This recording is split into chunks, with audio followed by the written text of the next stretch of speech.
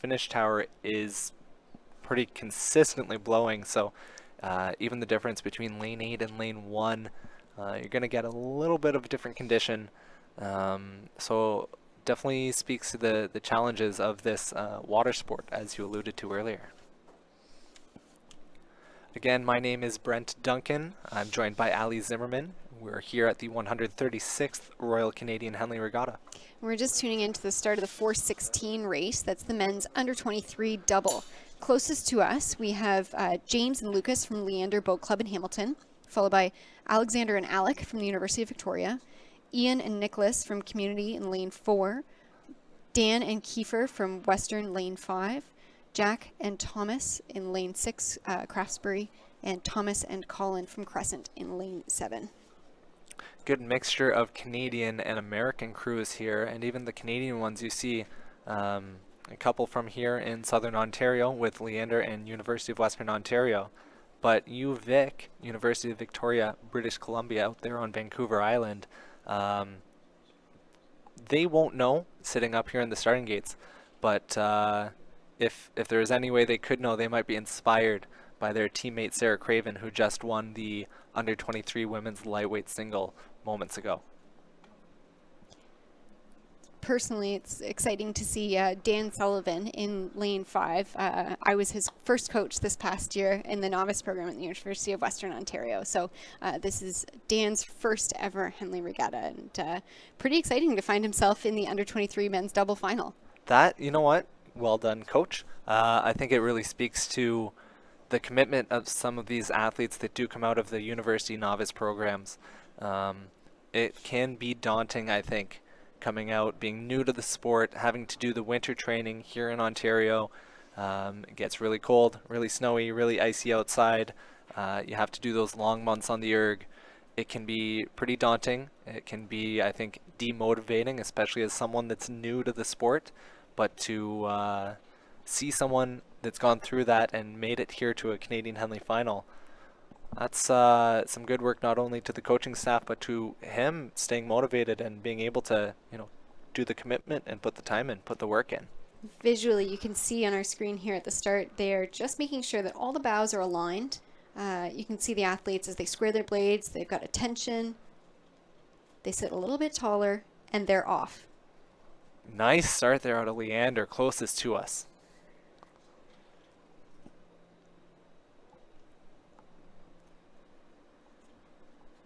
Certainly looks like a pretty clean start for these younger athletes. Again, under 23, they will not turn 23 this calendar year.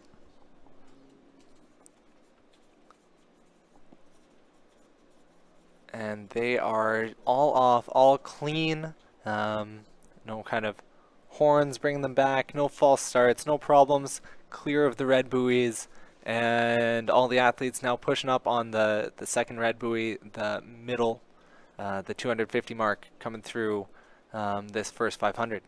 You can see the umpires standing up there. They have a flag that they will help direct the athletes. Now, the umpires, it's not their job to make sure that your boat goes straight. They're just there to impede any, hopefully, no potential collisions. So if these athletes are getting out of their lane, it's their job to make sure that they're getting back on the straight course. That's very true. I think, speak to that as well. Living in a household of umpires at the moment, both my parents umpiring here at this regatta this week. They really like the senior athletes, a little more experience typically, so they can hopefully be able to just sit back and watch this race unfold. Great shot there. You've got Western closest to us, Craftsbury in the noticeable green, and Crescent at a boathouse row in Philly. But and Leander, the foreground. In there. Excellent. Still closed water with all these crews. That's really exciting.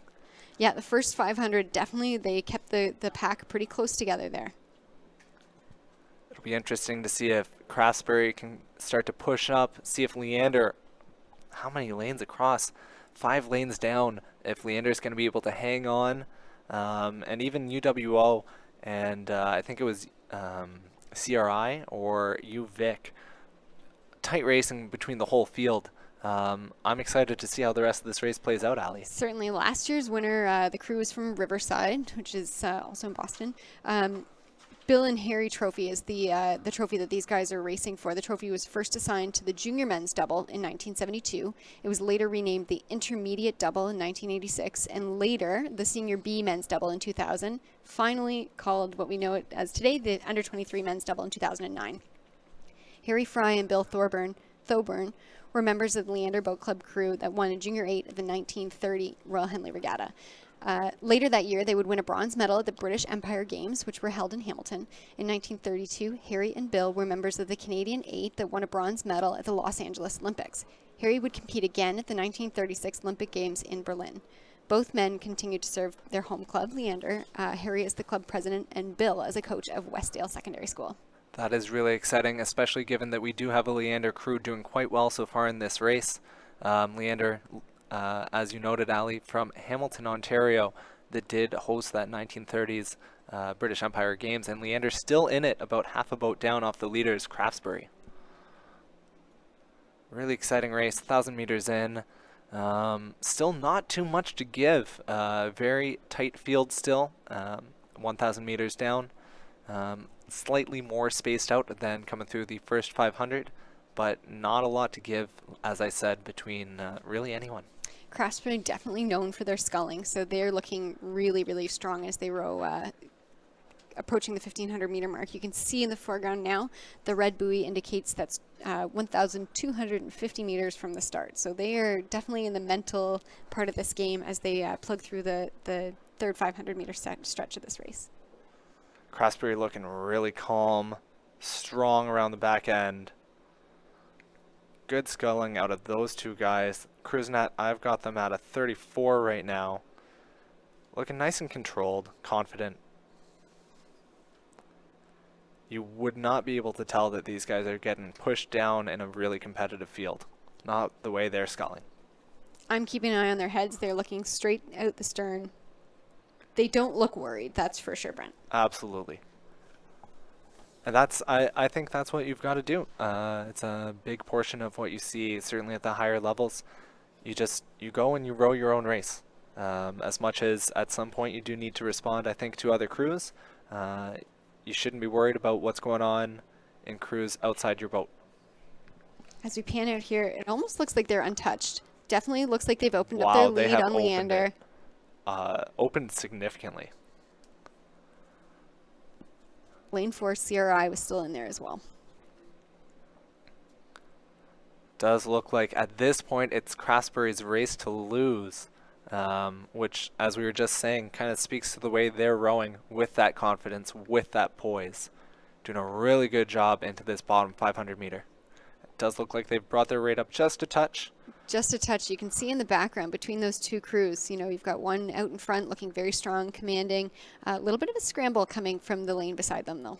Yeah, it does look like the other crews they're trying to bring it up, trying to make a push, but perhaps maybe not as prepared as these Craftsbury scullers. I've still got them at 34.5, so it must just be the intensity, the push of the legs. They're keeping their ratio quite well, quite controlled into the red buoys. They're making this race go by very quickly as they cruise through to the finish line.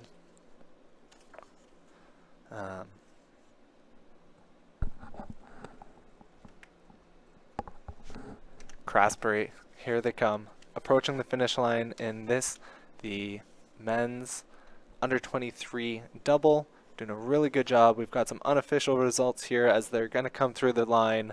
This, as we said, Jack Reed, Thomas Johnson out of Craftsbury. Almost shutting it down for the last couple of strokes, just going for power and not rate. And they're excited. Thrilled. Oh, look at that. They are thrilled. Good for them. What a commanding performance after 3/4, halfway through the race, still super tight. They walked in the second half of that race. And not a huge spread. These guys definitely kept their foot on the gas all the way down the course.